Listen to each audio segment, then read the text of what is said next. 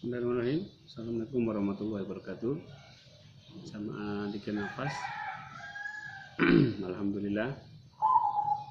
Pelajaran kita tentang santai-santai saja itu bukanlah satu pelajaran untuk bermalas-malasan, pelajaran yang tidak responsif, pelajaran yang tidak profesional, lambat, dan lain sebagainya. Jadi para wali dulu yang seperti disebutkan di dalam Al-Quran bahwa para wali itu adalah para kekasih Allah, disebutkan bahwa mereka tidak merasa khawatir, la khaufun alaihim wa la hum yahzanun. Mereka tidak merasa khawatir dengan apapun. Berarti dalam hatinya itu para wali ini sikapnya santai-santai saja. Nah, kita di sini mencontoh beliau-beliau itu untuk bersikap santai. Kenapa ini kita harus sikap santai? Karena dengan sikap santai ini maka ilham-ilham Allah akan mudah kita tangkap. Ya, mudah kita tangkap. Pekerjaan-pekerjaan yang berat, pekerjaan-pekerjaan yang sulit akan terasa mudah ketika kita bersikap santai. Kalau kita menjalankan amanah Allah dengan tegang, maka akan terasa sulit. Ya, maka kita harus bersikap santai, bersikap rileks, dan bersikap tenang. Sikap tenang, sikap santai, sikap rileks ini yang harus kita gunakan ketika kita menjalankan amanah-amanah yang besar. Amanah-amanah besar itu harus rileks. Karena apa? Diperlukan sebuah ide-ide cemerlang, diperlukan sebuah ide-ide solutif.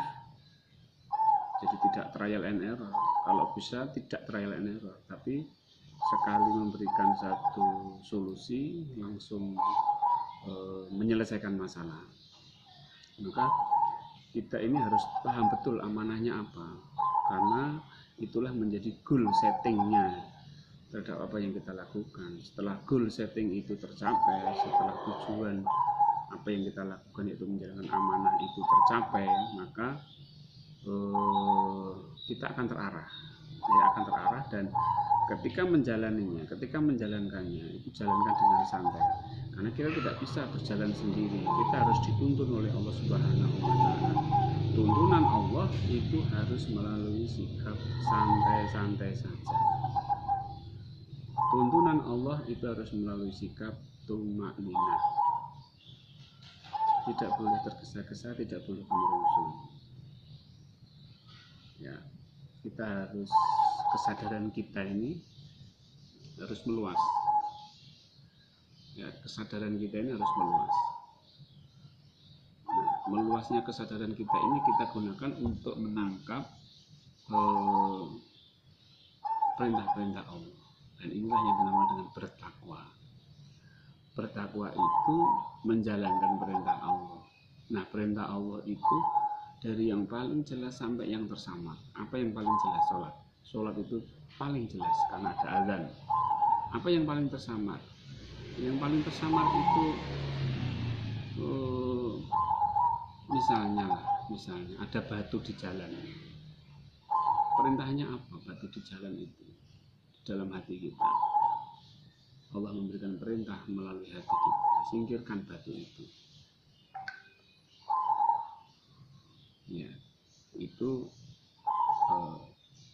dari sisi keseharian. Dalam sisi pekerjaan misalnya yang berat-berat, tanggung jawab yang berat, harus menghidupi sekian karyawan, harus menyelesaikan satu pekerjaan yang harus tuntas, maka gunakanlah sikap 3S. Karena nanti ide-ide itu akan ada di situ. Jadi kebuntuan hidup itu akan terselesaikan. Mungkin ini bisa dimodifikasi dengan jurus Wali Mabu Ilahi yang pernah saya tulis. Jadi memang ketika mengerjakan sesuatu itu harus dengan santai. Kadang-kadang apa yang kita lakukan itu tidak linear.